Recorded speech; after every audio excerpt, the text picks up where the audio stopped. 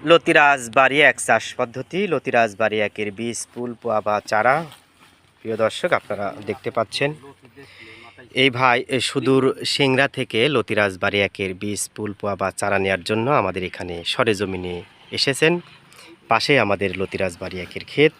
আসুন আমরা দেখাই কিভাবে লতিরাজ বাড়ি একের চারার বস্তা প্যাকেট করা হয়। প্রিয় দর্শক, দেখেন অনেক বড় বস্তা।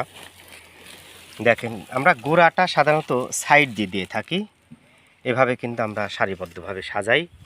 আপনারা দেখেন এটা তীর গমের ভুসির বস্তা। এই সমস্ত বস্তায় আমরা সাধারণত চারা সরবরাহ করে থাকি।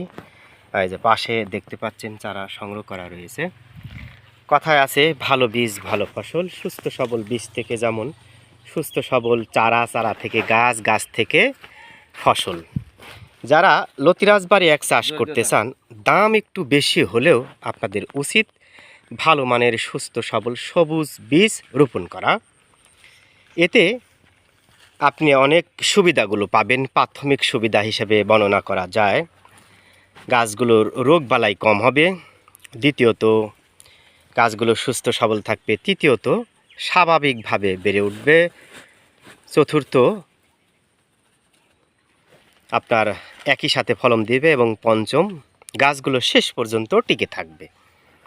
তাই যারা লতিরাজ বাড়ি এক চাষ করতে চান, আসাদ এগ্রো ইউটিউব চ্যানেল থেকে চারা সংগ্রহ করে চাষ করতে পারেন। প্রয়োজনে আপনারা সরেজমিনে এসেও চারা সংগ্রহ করতে পারেন।